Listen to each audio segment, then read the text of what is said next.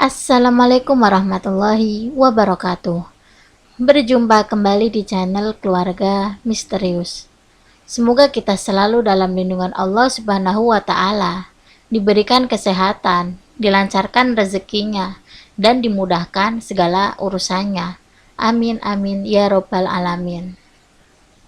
Di kesempatan kali ini saya akan menceritakan kisah tentang pesugihan tuyul yang ditulis oleh Ed Navila. Oh ya, sebelum masuk ke ceritanya, nama dan tempat sudah disamarkan semua ya, untuk menjaga privasi pihak yang terlibat di dalamnya. Dan seperti apa kisahnya? Langsung saja kita masuk ke ceritanya. Bismillahirrahmanirrahim. Himpitan ekonomi tak jarang membuat orang berpikiran pendek. Lalu mereka tergiur ingin cepat kaya dengan cara singkat dan mudah tanpa kerja keras. Jalan pesugihan pun banyak dipilih demi meraih kekayaan dengan cara instan, seperti yang dilakukan Doni yang hidup di kota metropolitan. Cerita ini dikisahkan oleh narasumber yang tak lain adalah temannya Doni. Sebut saja namanya Andi.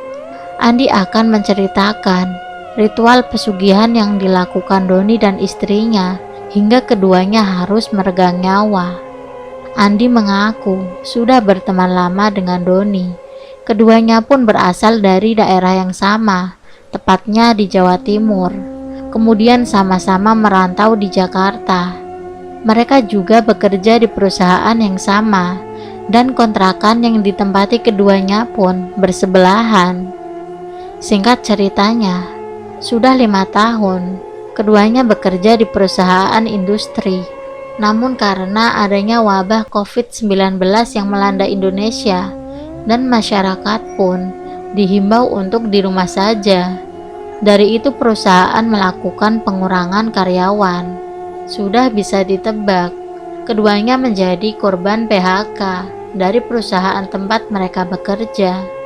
Lalu dari hasil uang pesangon itu, Andi memilih membeli mobil secara kredit dengan tujuan ingin membuka layanan taksi online. Sementara Doni lebih memilih membuka warung kopi yang letaknya tak jauh dari kontrakan mereka. Namun berjualan saat pandemi itu tidaklah mudah seperti yang dibayangkan. Doni yang waktu itu sedang beristirahat di kontrakannya Andi. Keduanya terlibat obrolan panjang. Saat itu Doni mengeluh soal kondisi keluarga dan mengeluh bahwa seminggu ke belakang ini kondisi penjualan semakin parah. Hal tersebut tentunya sangat berpengaruh pada omset yang didapat. Adapun keuntungan yang dia dapat sangat minim. Sementara gaya hidup istrinya tetap glamor.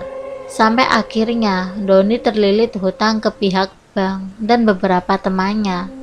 Kepada teman dekatnya itu, Doni akhirnya mengutarakan niatnya untuk memelihara tuyul. Sontak saja membuat Andi kaget. Kamu gak usah aneh-aneh deh, mending jualan kopi aja udah. Kamu kan bisa jualan keliling. Andi terus mengingatkan Doni agar membatalkan niatnya itu. Namun rupanya himpitan ekonomi dan hutangnya yang sudah menumpuk membuat Doni berpikiran pendek. Tentu saja Andi pun tak bisa membendungnya. Doni mengaku niatnya ini sudah mendapat persetujuan dari istrinya. Beberapa hari kemudian, Doni meminta Andi mengantarnya ke rumah pamannya yang ada di Semarang, Jawa Tengah.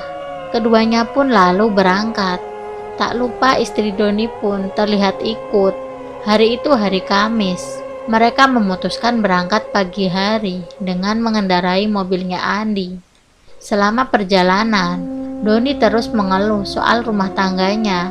Ia yang sebelumnya serba kecukupan, kini harus jatuh miskin dengan perilaku istrinya yang suka menghambur-hamburkan uang. Dalam perjalanan itu, Doni juga beberapa kali mengingatkan Andi untuk tidak menceritakan dirinya yang akan melakukan pesugihan tuyul kepada orang lain. Singkat ceritanya, mereka tiba di rumah Paman Doni. pamannya ini sudah menyambut kedatangan Doni.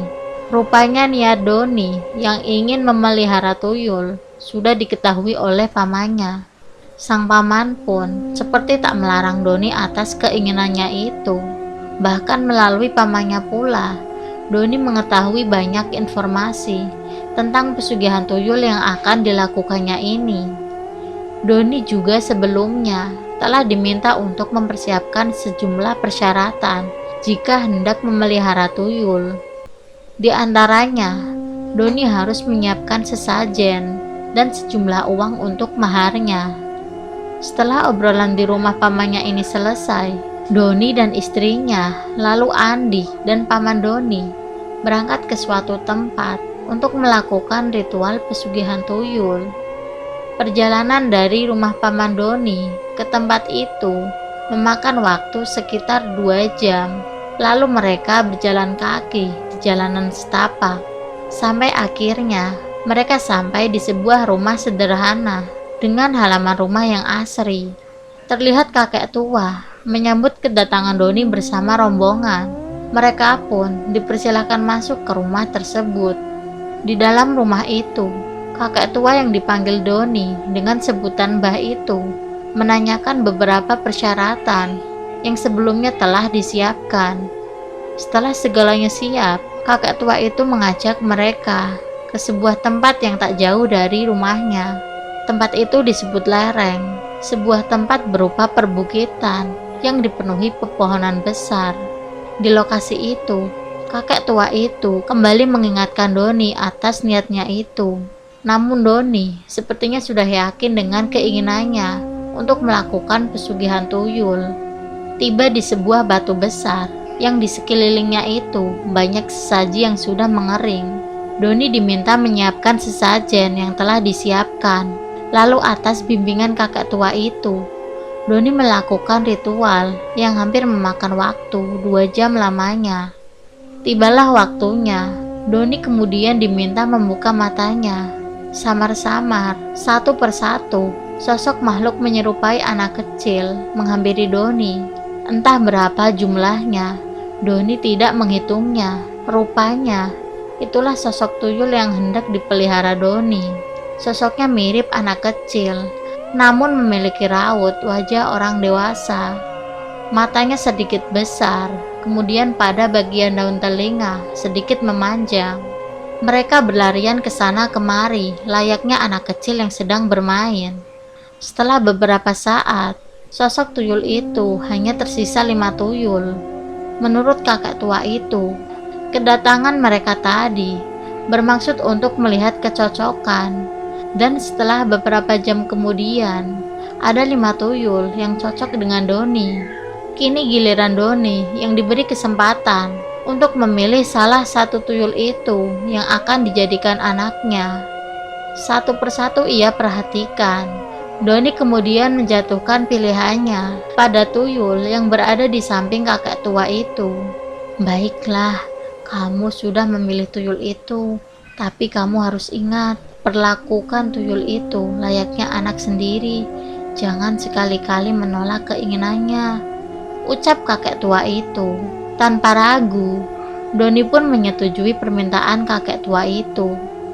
Tak lama berselang, Doni pun berpamitan. Namun sebelum berpamitan, kakek tua itu meminta agar Doni tidak berhenti atau mampir di tengah perjalanan.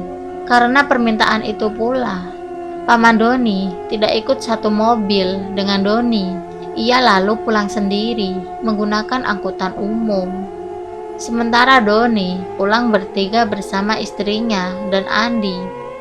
Singkat ceritanya, mereka sudah tiba di Jakarta. Sebelum kembali ke kontrakannya, Doni meminta Andi untuk merahasiakan semua ini.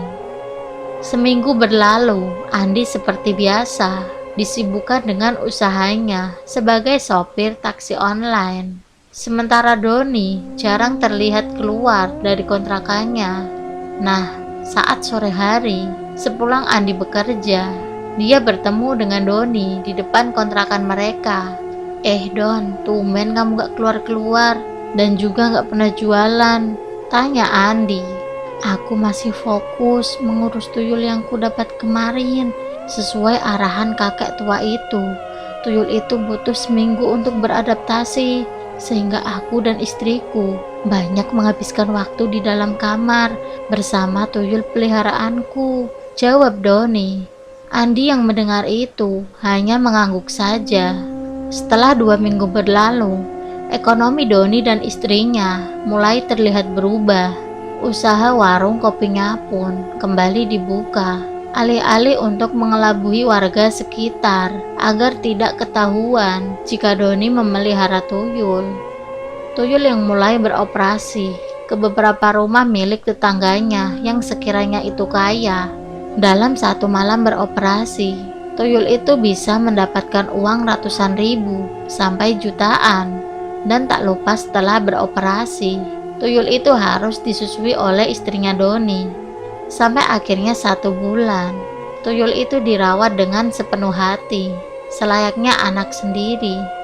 Doni yang awalnya hanya tinggal di rumah kontrakan, kini membeli rumah baru. Dan setelah 2 bulan kemudian, Doni membeli bangunan untuk dijadikan konveksi dan meninggalkan usaha warung kopinya. Sebagian besar karyawannya ia rekrut dari kampung halaman. Hari demi hari, usahanya semakin berkembang dengan bantuan tuyul peliharaannya. Seperti itulah kehidupan Doni dan istrinya. Setiap 3 hari, hartanya dipastikan bertambah. Bahkan dalam kurun waktu 2 bulan, lahan kosong yang ada di dekat rumahnya mampu dibeli Doni. Bagi Andi yang mengetahui rahasia Doni, tak begitu kaget dengan kekayaan Doni yang didapatkan secara tiba-tiba. Namun, Andi sempat penasaran penghasilan yang didapat dari tuyul itu. Menurut Doni, sesuai perjanjian, tuyul akan menghasilkan uang sesuai uang dalam perjanjian itu. Saat perjanjian sebelumnya, Doni menyerahkan uang 5 juta, sehingga kini tuyul peliharaannya menghasilkan uang sebesar 5 juta per hari. Andi lalu bertanya kepada Doni mengenai resiko memelihara tuyul. Doni pun langsung menjawab, resiko memelihara tuyul itu adalah nyawa yang harus dipersembahkan setiap 3 bulan sekali, jawab Doni. Mendengar jawaban Doni, sekujur tubuh Andi merasa merinding. Ia baru sadar betul, sejak perjanjian itu hingga sekarang, sudah hampir memakan waktu 3 bulan. Benar saja, tak lama kemudian, salah seorang karyawan konveksi milik Doni mengalami kecelakaan kerja karena tangannya terpotong sebuah mesin hingga terputus. Darah berceceran di lokasi kejadian karena luka yang cukup parah. Tak lama kemudian ia pun meninggal dunia.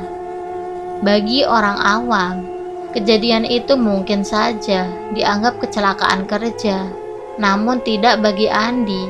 Ia tahu betul kecelakaan itu merupakan tumbal pertama pesugihan tuyul yang dilakukan Doni. Andi saat itu sempat mengingatkan Doni tentang soal pesugihan tuyulnya. Namun rupanya omongan Andi itu tak digubris. Doni yang sedikit demi sedikit mulai berubah. Tak hanya sikapnya, hartanya juga mulai berlimpah. Segala kebutuhannya yang semula serba kekurangan, kini serba kecukupan, bahkan lebih. 3 bulan berlalu, Andi mendengar kabar bahwa istrinya Doni mulai mengeluh kesakitan. Hal itu karena setiap hari harus menyusui tuyul. Layaknya anak kecil, keinginan tuyul itu untuk menyusui istrinya Doni tak cukup sekali, bisa beberapa kali dalam sehari. Apalagi tuyul itu sudah memberikan kekayaan yang begitu banyak untuk Doni dan istrinya.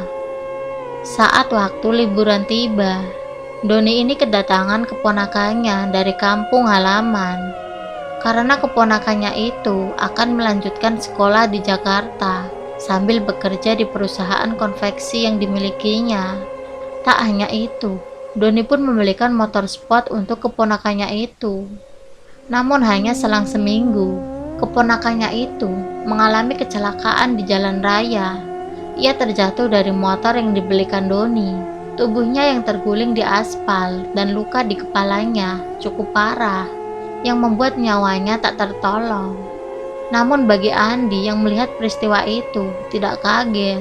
Ia tahu betul bahwa keponakannya Doni itu telah menjadi tumbal pesugihan tuyul. Benar saja, usai kecelakaan itu, Doni mengaku sempat dendam kepada keluarga keponakannya tersebut. Jadi untuk membalas dendamnya ini, Doni mengiming-imingi keponakannya untuk ikut dengannya ke Jakarta, agar keluarga keponakannya itu tidak menolak dan tidak curiga. Doni pun berjanji akan membelikan keponakannya itu sepeda motor sport, dan dendam itu pun sudah terbalaskan. Dengan mudahnya keponakannya Doni disumbangkan untuk dijadikan tumbal pesugihannya. Entah keberuntungan apa yang menimpa Doni dan sang istri. Tuyul yang dipeliharanya ini tidak pernah ketangkap oleh warga sekitar.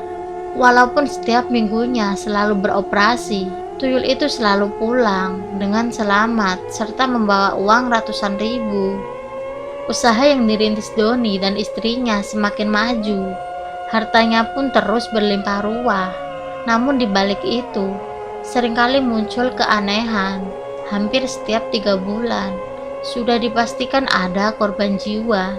Doni yang mulai merasa takut diketahui oleh warga sekitar kalau dia melakukan pesugihan. Doni memutuskan untuk pindah rumah ke tempat yang lebih jauh. Dengan kekayaan yang dimilikinya ini, Doni dengan mudah mendapatkan rumah yang mewah. Sejak saat itu, Andi tak pernah bertemu lagi dengan Doni. Sampai singkat ceritanya, sudah hampir setahun berlalu, Andi tak pernah lagi mendengar kabar tentang Doni dan istrinya. Namun tiba-tiba Andi dikagetkan dengan suara telepon dari temannya. Saat itu temannya mengabarkan kalau Doni meninggal dunia dalam sebuah kecelakaan tragis dan meninggal di tempat. Mobil yang dikendarainya pun sudah tak berbentuk lagi. Andi yang sempat kaget dan ia langsung bergegas menuju ke rumahnya Doni yang baru. Meninggal karena kecelakaan itu hanya sebuah alasan saja. Doni meninggal karena ulah dari pesugihan yang dilakukannya ini. Andi yang sempat menemui istrinya Doni, ia meminta agar istri Doni untuk mengembalikan tuyul itu. Apalagi sejak saat itu, istrinya Doni sering mengeluh sakit pada bagian payudaranya akibat sering menyusui tuyul. Bahkan tak lama kemudian, dokter memvonis kalau istrinya Doni menderita kanker payudara. Atas saran Andi, istri Doni pun berangkat ke Jawa Tengah untuk mengembalikan tuyul kepada kakek tua itu. Namun kakek tua itu juga sempat mengingatkan, jika tuyul itu dikembalikan, maka harta kekayaan yang selama ini dimiliki Doni dan istrinya akan ikut habis. Istrinya Doni pun menyanggupi resiko yang akan menimpanya. Benar saja, hanya selang 2 hari sejak istrinya Doni ini mengembalikan tuyul itu, pabrik konveksi miliknya hangus terbakar. Satu persatu hartanya habis untuk berobat dirinya. Bahkan tak lama kemudian, istri Doni pun meninggal dunia karena kanker payudara yang dideritanya sudah cukup parah. Saat dimandikan, jenazah istrinya Doni ini sangat bau anyir, sampai para tetangganya ini harus menutup hidung rapat-rapat. Uang bukanlah segalanya, tapi segalanya memang butuh uang. Untuk mendapatkan uang, terkadang menghalalkan segala cara. Dengan begitu, manusia mendapatkan kekayaan dengan mudah. Namun kekayaan yang dimiliki bukanlah jaminan memiliki hidup yang tenang. Segala sesuatu yang didapatkan secara mudah tidak akan bertahan lama. Maka, jangan pernah tergoda dengan pesugihan yang mengiming-imingkan dapat mendatangkan kekayaan yang tidak seberapa. Akan tetapi, hanya tipu daya iblis yang menyesatkan manusia. Semoga dari kisah ini kita dapat mengambil pelajaran, ambil sisi positifnya, dan buang jauh-jauh sisi negatifnya.